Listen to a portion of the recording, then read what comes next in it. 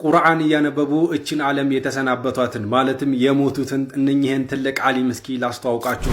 ወላሂ በዚህ ዓለም ላይ መጥፎም ስራ ሰራችሁ ክፉ ስራ ጊዜው ሲደርስ ያስራችሁ ይከፍላችኋል። ይለያል ነው የምልህ። አላህ እንዲህ ሲፈጠፍጥህ ወይ ደግሞ ሲያወርድህ እንደዚህ ሰው ነው የተባለው ማለት ነው። ቁርአን እያነበቡ እችን ዓለም የተሰናበቷትን ማለትም የሞቱትን እነኚህን ትልቅ ዓሊም እስኪ ላስተዋውቃችሁ። እኚህ ትልቅ ዓሊም ቱርካዊ ሲሆኑ የ96 ዓመት ዕድሜ ያላቸው እንግዲህ አሊ ሻፈላክ መሐመድ የተባሉ በቱርክ በአይዲን ግዛት ነው። እኚህ ሰው በወትሮ የሚታወቁት ማለት ነው ብዙ ደረሶች ያላቸውና በማቅራት በማሐፈዝ በምናምን ነው የሚታወቁት። እናም ከዕለታት አንድ ቀን እንደዚህ እንደምትመለከቱት እናም እሳቸው እንግዲህ ከዛ ቤታቸው እየቀሩ ባለበት ሰዓት ላይ እንግዲህ ሰው ሂዶ ሳያቸው እንደምትመለከቱት ቁርአናቸው ላይ እዛው ቁርአኑ ላይ እንደተደፉ እንግዲህ ህይወታቸው ማለፍ ችሏል ማለት ነው። እናም ይህ ሁኔታ ብዙዎች ማለት ነው ምን አይነት መጨረሻ ነው፣ ምን አይነት ሁስኑል ካቲማ ነው እያሏቸው እንግዲህ ይገኛሉ ማለት ነው። ሱብሃንአላህ ምን አይነት መጨረሻም ነው? እስኪ ሐሳባችሁን በኮሜንት አስቀምጡልኝ። ለተመሳሳይ መረጃ ደግሞ የፕላስ ምልክቷን መጫናችሁን አትርሱ። ወላሂ በዚህ ዓለም ላይ መጥፎም ስራ ሰራችሁ ክፉ ስራ ጊዜው ሲደርስ ያስራችሁ ይከፍላችኋል። መቼም ይሄ ሰው ታውቁታላችሁ። የቀድሞ የአሜሪካው ፕሬዝዳንት ጆ ባይደን ምን እንዳረገ ምን ሲያረግ እንደነበረ ሁላችሁም ታስታውሱታላችሁ። አሁን ያለበትን ደግሞ ተመልከቱት። እስከ መጨረሻው በደንብ ኮፒ ሊንክ ሼር ፖስት ያደርጋችሁ አብራችሁ ቆዩ። እስራኤል በጋዛ ያ ሁሉ ህፃናቶችን ሲጨፈጭፉ፣ ያ ሁሉ ሴቶችን፣ ያ ሁሉ ንጹሃኖችን በተኙበት በቦምብ ሲደበድቡ የዓለም አቀፉ ማህበረሰብና እጅግ ተጽዕኖ ፈጣሪ ተቋማት ሊያስቆሙ እስራኤል ላይ ቅጣት ሊያስተላልፉ ጦርነቱን እንዲያቆሙ ጫና ሲያደርጉ የአሜሪካው ፕሬዝዳንት የዛን የነበረው ጆ ባይደን ማለት ነው አይ አሸባሪዎችን ነው እየቀጡ ያሉት፣ አይ ራሳቸውን ነው እየተከላከሉ ያሉት እያሉ እነዛ ሁሉ ንጹሃኖች በቁማቸው ሲቃጠሉ ቁጭ ብሎ እያየ ነበረ። ታዲያ በዚህ ሰዓት በሞትና በህይወት መካከል እንደሆነ እየተነገረ ይገኛል የቀድሞ የአሜሪካው ፕሬዝዳንት ጆ ባይደን። ታዲያ አሁን እስራኤሎች ያድኑታል? የአምባገነንነቱ ያድነዋል? አያድነውም። ዶክተሮች 24 ሰዓት ከበውት ካንሰሩን እያስታመሙት ይገኛል። በትልቅ ስቃይ ውስጥ እንዳለ እየተነገረ ይገኛል። ህመሙም ካንሰር እንደሆነ እየተነገረ ይገኛል። ሙሉ ሰውነቱ ላይ ካንሰር ተሰራጭቶ እጅግ በስቃይ ውስጥ እንደሆነ እየተነገረ ይገኛል። ፍልስጤም ላይ ያረገውን ምን ሲያረግ እንደነበረ የሚያውቁ ሁሉ በሱ ህመም እየታመሙ አይደለም። እነዛ ፍልስጤማውያን በማህበራዊ ሚዲያ እየወጡ እያሉ የሚገኙት ይህ ሰው ቶሎ እንዲሞት አንፈልግም እያሉ ይገኛሉ። ምክንያቱም ትልቅ ስቃይ ውስጥ ስለሆነ ምንም ስሩ፣ መልካምን ከሆነ በጊዜ ይከፍላችኋል፣ መጥፎም ስራ ከሰራችሁ በዛ ጊዜ ላይ ጊዜው ሲደርስ ይከፍላችኋል። ከአላህ ውጪ ማንም ሊያድናችሁ አይችልም። ሱብሃንአላህ። በደንብ ሼር፣ ኮፒ ሊንክ፣ ሪፖስት እያደረጋችሁ አዳርሱት። ሰላም አለይኩም ወራህመቱላህ። ብዙውን ጊዜ ከአላህ መንገድ እየራክ ስትሄድ የአላህ Subhanahu Wa Ta'alaን ረሂምነት ገፉርነትን ብቻ እያሰብክ በወንጀልህ ላይ እንድትቀጥል እንድትዘወትር የሚያደርግህ የሆነች ፓርት አለች። እኔ እርግጠኛ ነኝ አብዛኛው ሰው እቺን ፓርት ያውቃታል። አብዛኛው ሰው ማለት ነው።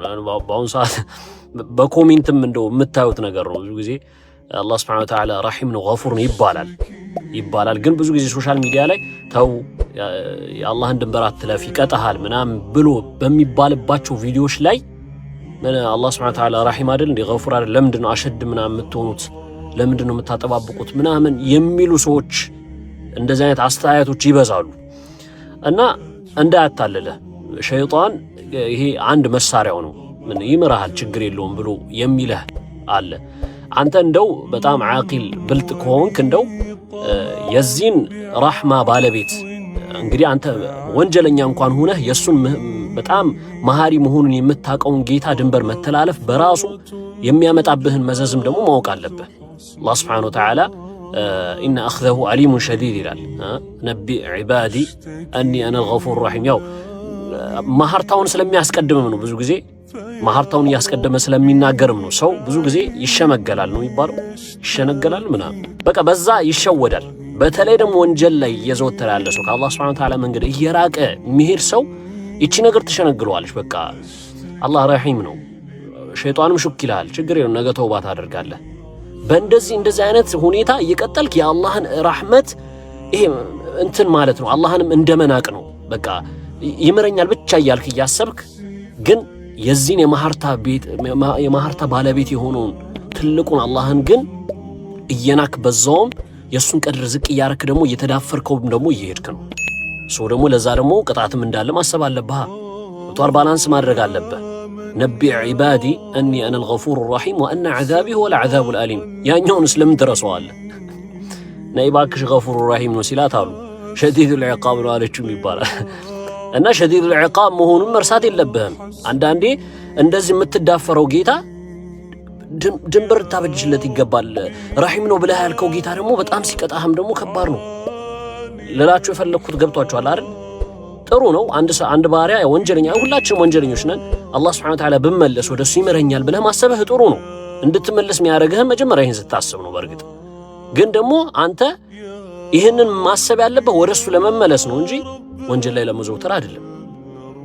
በጣም ምን እየበዛ ያለ ነገር ስለሆነ ነው። ወላሂ በኮሜንት ምን እያየሁት ስለሆነ ነው። እንደዚህ አላህን ሱብሓነሁ ወተዓላ ድንበሮች አትጣሱ ተብሎ የሚነገርባቸው ቪዲዮዎች ላይ እንደዚህ አይነት ኮሜንቶች እየበዙ ነው። ምን ይመረኛል እኮ ምን አላህ እንዳንተ ነው እንዴ? አላህ እንዳንተ ቢሆንማ አላህ ምናምን የሚል ሰው አለ። እና በእርግጥ አላህ እንደ ሰው አይደለም፣ አዛኝ ነው፣ ሩህ ነው፣ ለተመለሰ ባሪያው የሚምር ነው። ሁሌም ይሄ ይነገራል፣ ምናቆም ነው። ሙእሚኖች ይሄን ሁሉ የሚያውቁት ነገር ነው። ጀስት ደግሞ አላህ ሱብሓነሁ ወተዓላ ደግሞ የማይረሳ ዓውፍ ይላል እንጂ አይረሳም። አላህ ሱብሓነሁ ወተዓላ የዚህ የዓፉታንና የሸዲዱል ዒቃብ ባለቤት የሆነውን አላህን ሱብሓነሁ ወተዓላ እዝነትና ራሕማውንና ቅጣቱን ባላንስ እያደረግን ነው መሄድ ያለብን እንጂ ሀጂዬ ሁሌ ይመረኛል እያልክ የምትሄድ ከሆነ ትጠፋለህ። ወላሂ ምሬን ትጠፋለህ። በእርግጥ አላህ ሱብሓነሁ ወተዓላ ያሰባችን ቦታ ታገኙኛላችሁ ይላል። ግን ደግሞ የእሱን ድንበርም ደግሞ መተላለፍ የለብንም። ባረከላሁ ፊኩም። ያው ተግባብተናል ይመስለኛል መስመር ላይ። ሰላም አለይኩም ወራህመቱላህ። በዚህ አጋጣሚ ይህችን ፕሮግራም እንኳን አይቶ ወላሂ ሊያስታውስ ይችላልና ቶፊቅ ዩሱፍ ሙነሺዱ። ኦኬ ቶፊቅ። እሺ እሱም ወላሂ አላህ ኸይር ጀዛውን ይክፈለው። እኔ በህይወቴ በቃ ፌስቡክ የሆነች ትንሽዬ አይቴል ስልክ አለኝ አሮጌ ተችናት፣ በሷ እየተጠቀምኩኝ እሱን እዛ ላይ ያየሁት ነሺዳውን አውቃለሁ። ጻፍኩለት፣ አረፋ ደርሷል። የተወሰነ ቀን የቀረው ቤት ውስጥ ምንም ነገር የለኝም። ያችን ስልክ ለመሸጥ 500 ብር የሚገዛኝ የለም፣ ሰባብራለች። ከዛም በኋላ በቃ ለሽጣት ብዬ እሷን እንትን እያልኩኝ ያ መጀመሪያ አንፎ ላይ እንደዛ እሱ ጋር የነበርኩት ልጅ ያልኩህ አዛን ስልኳን ወስዶ ሲያሳይ ስልኳ አይቴላት እንጂ ኦሪጂናለች። እስከ 2000 ብር ድረስ 1500 እንደዚህ ገመቱለት። እዛ እንደዚህ ይሸጣልኝ። ቆይ ያልኩት እሷን ያስኩኝና እዛን ቀማታ ላይ ቶፊቅ ዩሱፍን ሳየው ጻፍኩለት፣ ፌስቡክ ላይ ሜሴንጀር ላይ ጻፍኩለት፣ ጽፍለት አዘነ። ወላሂ አዘነ በጣም። በዛ ስልክህን ላክልኝ አለኝ። ስልክ ጻፍኩለት፣ አናገረኝ። ከዛን እሱም ባለቤቱ ወልዳ ይሁን እንደዛ አላውቅም፣ አላሁ አለም እንደዛ መሰለኝ። ሆስፒታል ላይ ከሆስፒታል ሊወጣ ሆስፒታል ነው ያለው። በቃ ብር አስገባልሃለሁ አለኝ። አይተው አልኩት። አሁን በቃ ስልኬን ልሸጥ ስለሆነ ስልኳን ልሸጥ ነው። እኔ ባልሙያ ምንም ነገር የሚበላ ነገር የለንም። እዛ እንዳትሸጥ አለኝ። እሺ ብዬ ጠበቅኩት። ነገ ነው በዓሉ ረፋይድ። እስከ ጧት ድረስ አላከልኝም ነበር። ከዛም በኋላ የሆነች ትንሽዬ ስልክ እሷ ነበረች። 3 ሲሜን ከተትኩኝና ስልኬን ሸጥኩኝ። ስልኬን ሽጬ ልጁ ብር አምጥቶልኝ 1700 ብር ተሸጠች። በእሷ ተደስተን በቃ የሆነ ነገር እየገዛዛው እያለ ተደወለልኝ። ከዛን አስገብቼልሃለሁ አይለኝም 2000 ብር ነው። ጀማው ይህንን ውርደት ሳልነግራችሁ አልተኛም ብዬ ነው የመጣሁት። እዚህ ጋር የምትመለከተው ሰው አሚር ሐሰን ይባላል። ስለ ዶናልድ ትራምፕ ላወራህ አይደለም። ዶናልድ ትራምፕ በምግብ መኪና ተደብቆ የኢራንን ጥቃት፣ ግድያ፣ ሽሽት በእንትን ሄደ ምናምን የሚለውን ውርደት ሰምተዋል ብዬ አስባለሁ። እሱ ሌላ ሌቭል በቃ ፕሮማክስ ሌቭል የሆነ ውርደት ነው። ነገር ግን የዚህ ሰው ደግሞ ይለያል ነው የምልህ። አላህ እንዲህ ሲፈጠፍጥህ ወይ ደግሞ ሲያዋርድህ እንደዚህ ሰው ነው የተባለው ማለት ነው። ምን መሰል የተፈጠረው እዚህ ጋር የምትመለከተው ሰው አሚር ሐሰን ይባላል። መጀመሪያ ላይ የእስልምና እምነት ተከታይ የነበረ ሰው ነው። ነገር ግን በሪፐብሊካኖች በነ ዶናልድ ትራምፕ እንዲሁም ደግሞ በሪፐብሊካን ደጋፊዎች ውዴታ ለማግኘት በሚል እምነቱን ቀይሮ ከዚህ ባሻገር ደግሞ እጅግ በጣም ጸረ ሙስሊም የሆነ ጸረ ጥቁር የሆነ እጅግ በጣም ጠንካራ አቋሞችን ማንጸባረቅ ጀመረ። ከዚህም ባሻገር ደግሞ እንግዲህ ሙስሊምነቱን መተውና ኢቫንጀሊካል ፕሮቴስታንትነቱን መቀበሉን በቪዲዮም ጭምር ይፋ አደረገ። ታዲያ ይህ ሰው ሪፐብሊካኑን ወክሎ ሚቺጋን ስቴት ላይ ማለት ነው ምርጫ ውድድር ነበረበት ሪፐብሊካን ለመወከል። ታዲያ ይህ ፉክክር የነበረው ከነ ቶማስ ጄ ስሚዝ ጋር ምናምን ነገር ነበረ መጀመሪያ የነበረው። ታዲያ ቅስቀሳ እየተደረገ በነበረበት ወቅት ላይ ቶማስ ጄ ስሚዝ የተባለው ሰው በቃ ራሴን ከዚህ ውድድር አግልያለሁ ድምጽ ለሌላ ሰው ስጡ ምናምን ብሎ ሁላ ትቶ ነበር ነው የተባለው። ታዲያ በኋላ ላይ ድምጽ በሚሰጥበት ወቅት ላይ ሰዎች ማን ይመርጡላቸዋል? ራሴን አግልያለሁ ያለውን ቶማስ ጄ ስሚዝን ይመርጣሉ ማለት ነው። ይሄ እጅግ በጣም አስገራሚ ነገር ነበረ። ይሄኛው እዚህ ጋር የምትመለከቱት አሚር ሐሰን የተባለው ሰው ስሙ ብቻ ሙስሊም ስለሆኑ እነዚህ በጣም ዘረኛ ናቸው ሪፐብሊካኖቹ ማለት ነው አልመረጡትም ነው የተባለው።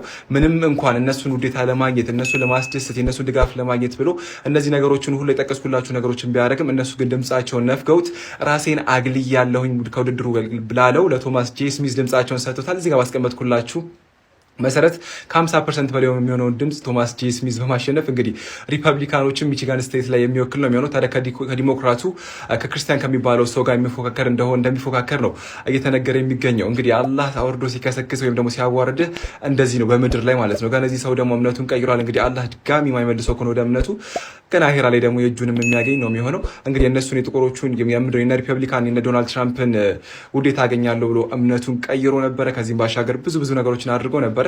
ነገር ግን ለዚህ ምርጫ $2000 ብቻ ወጥቶ የነበረውና ራሱን አግሎ በነበረው በቶማስ ጄ ስሚዝ ተሸንፏል ነው የምልህ።